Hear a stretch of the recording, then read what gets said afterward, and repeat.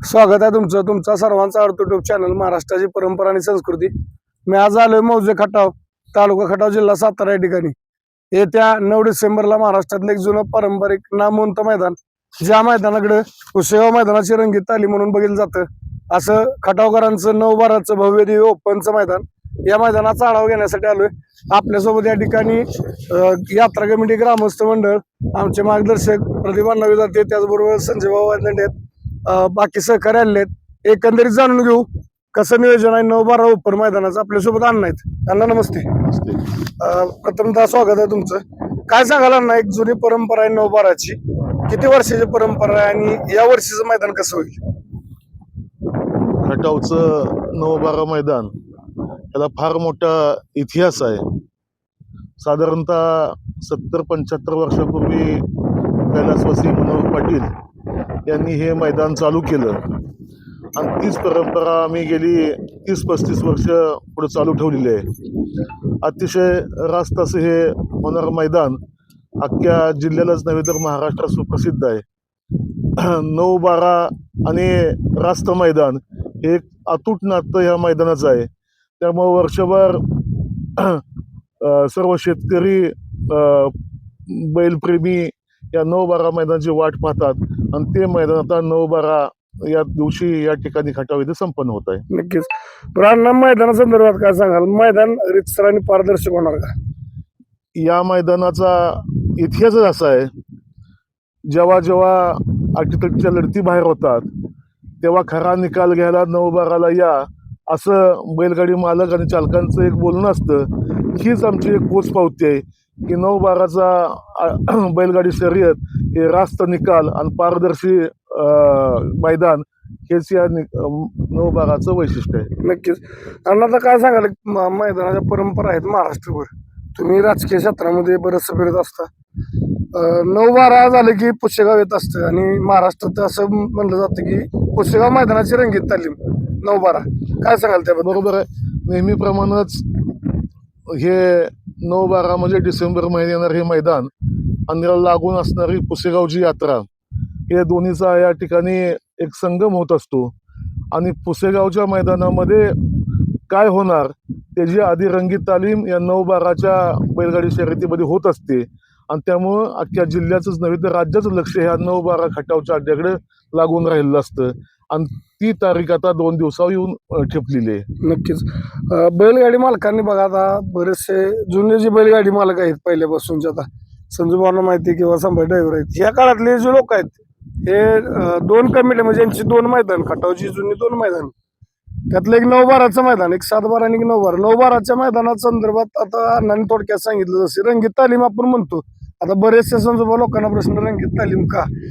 तर ही पाटी एकमेव पाटी अशी आहे पळायला की ह्या पाटीवरचे जी बैल म्हणजे फायनलला राहणार किंवा पैरे हिथं पळणाऱ्या बैलांचं समजा पुसेगावच्या मैदानावर आधारित असतात पैरे, म्हणजे बाबा हिथं कशा गाड्या पळतायत किंवा हिथं कसे बैल पळतात, नंदी पळतात, ह्याच्यानुसारच पुढचे 8 दिवसानंतर जे पुसेगावचं मैदान असतं आपलं परमपूज्य सद्गुरू सेवागिरी महाराजांच्या रथोत्सव यात्रेनिमित्त हिंद केसरीचं, त्याचे पैरे माझ्या मते समजा ह्या मैदानात निश्चित होतात। त्यामुळे एक पुसेगाव मैदानाची रंगीत तालीम म्हणून या मैदानाकडे बैल जातो। ओपनचं मैदान असल्यामुळं सगळी महाराष्ट्रातली नामवंत नंदी, नामवंत बैल या ठिकाणी पळा येत असतात आणि या वर्षी सुद्धा चांगलं असं आयोजन, नियोजन आहे।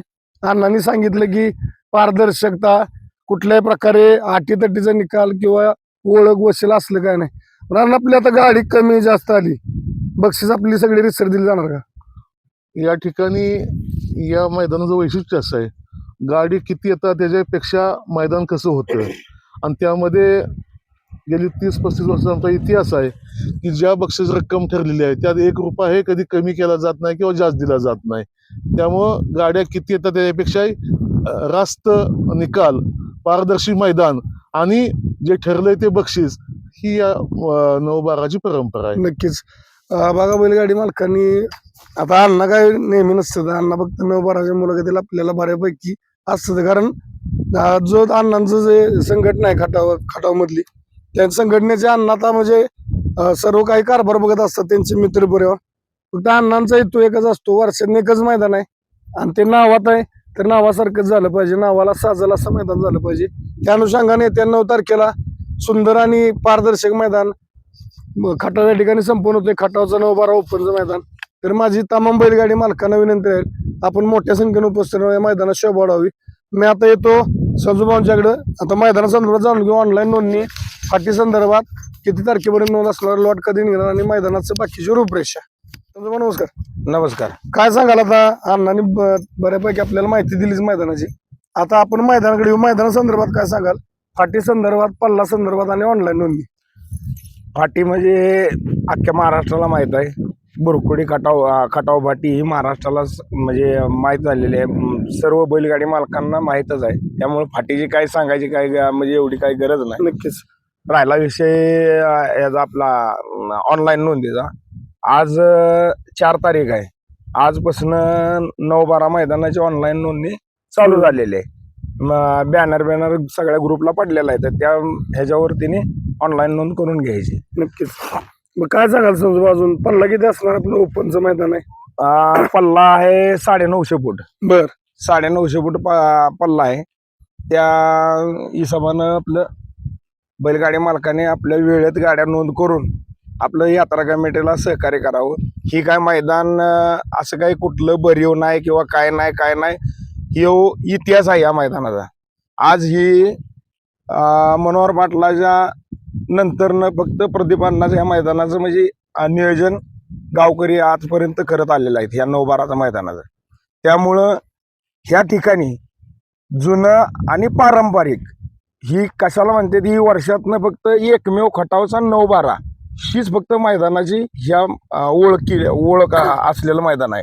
नक्कीच. दुसरी गोष्ट, आज ह्या मैदानात जवळपास जुनी आणि जाणती बरीचशीच बैलगाडी मालक, मग उदाहरणार्थ उदयदादांचं भाव असतील, JP भाव असतील, नंतरनं तानाजीप्पा पाटील जिंतीचे असतील, नंतरनं तुम्हाला सांगतो आनंदप्पा असतील, अशी बरीचशीच जुनी आणि जाणती बैलगाडी मालकांना ह्यो 9-12चा अड्डा माहीत आहे. संजू काय सांगाल, मैदान रितसर पारदर्शक ओळख वशाला काय? मैदान हे रितसर पारदर्शक होतं. मैदानात कुठलीही कसलीही अडचण येत नाही, कुठंही मैदानाला गालबोट लागलं जात नाही. मैदान हे पूर्णपणे अखिल भारतीय बैलगाडी संघटना, महाराष्ट्र राज्य आणि शासनाच्या नियमानुसारच हे मैदान होणार. इथं कुठलाही ओळख वशाला काही या मैदानात चालत नाही. आता मी जरी स्वतः बैल मालक असलो आणि कधीतरी मी आयोजक करत असलो तरी देखील ह्या मैदानात माझा बैल पळत नाही, एवढं ह्या मैदानाचं वैशिष्ट्य आहे. नक्कीच. बघा मित्रांनो, एक जुनं परंपरा म्हणतो आपण, परंपरेचं पारंपरिक मैदान म्हणून ज्या मैदानाकडे जातं खटावचा 9-12. आणि संजूभाऊंनी सांगितलं, आता अण्णांनी माहिती दिली, तर माझी विनंती राहील, आज दिनांक 4 डिसेंबर 2025 आजपासून खटाव ओपन मैदानची ऑनलाईन नोंद सुरू झाली आहे. जे बैलगाडी मालक नोंद करायचे राहिले असतील त्यांनी लवकरात लवकर नोंद करून यात्रा कमिटी ग्रामस्थ मंडळ खटाव यांना सहकार्य करायचे.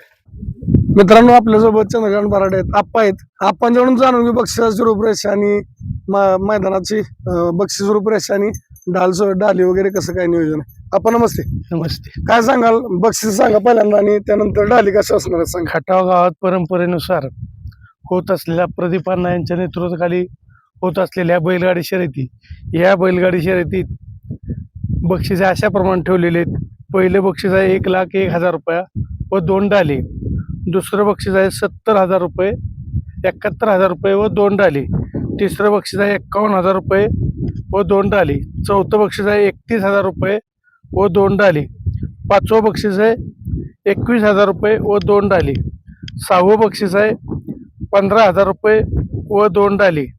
सातवं बक्षीस आहे 11,000 रुपये व 2 डाली. तसेच या आखाड्यात क्वार्टर फायनल ठेवलेला आहे. क्वार्टर फायनलला पहिला क्रमांक आहे 11,001 रुपया व डाली. द्वितीय क्रमांक 7,001 रुपये व 2 डाली. तृतीय क्रमांक 5,001 रुपया व 2 डाली. चतुर्थ क्रमांक 3,000 रुपये व 2 डाली. चतुर्थ क्रमांक 2,000 रुपये व 2 डाली. पाचवा क्रमांक 2,000 रुपये व 2 डाली. 6वा क्रमांक 2,000 रुपये व 2 डाली व 7वा क्रमांक 2,000 रुपये व 2 डाली अशा पद्धतीने या बैलगाडी शर्यतीत 9-12ला बक्षीस दिली जाणार आहेत. बरं आपण काय सांगाल आता जुनं पारंपरिक मैदान आहे, बैलगाडी मालकांना काय आव्हान कराल 9-12च्या मैदानासाठी? तरी सर्व बैलगाडी मालकांना एक नम्रतेची विनंती आहे की दरवर्षी हा अड्डा पारंपरिक अड्डा आहे आणि सर्व पारदर्शक होतो. आता कुठल्याही बैलगाडी मालकांना आता सांगावं फोन करून की इथं फॅसिलिटी झाली, पण आतापर्यंत कधी झालेली नाही आणि इथं पुढे होणार नाही.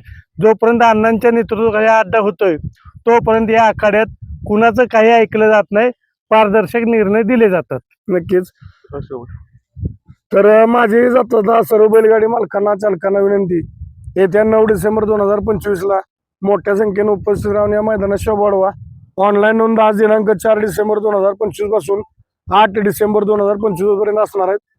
लाईव्ह लॉट आपल्या आदल्या दिवशी जाहीर होणार आहेत. 8 तारखेला या ठिकाणी लाईव्ह लॉट जाहीर होणार आहेत. बैलगाडी मालकांना विनंती आहे, लवकरात लवकर ऑनलाईन नोंदणी करून यात्रा कमिटी ग्रामस्थ मंडळ खटाव यांना सहकार्य करा. एवढं बोलताना जमतो. धन्यवाद. जय हिंद, जय महाराष्ट्र, जय जिजाऊ, जय शिवराय. बाळूमामांच्या नावानं सांग भले.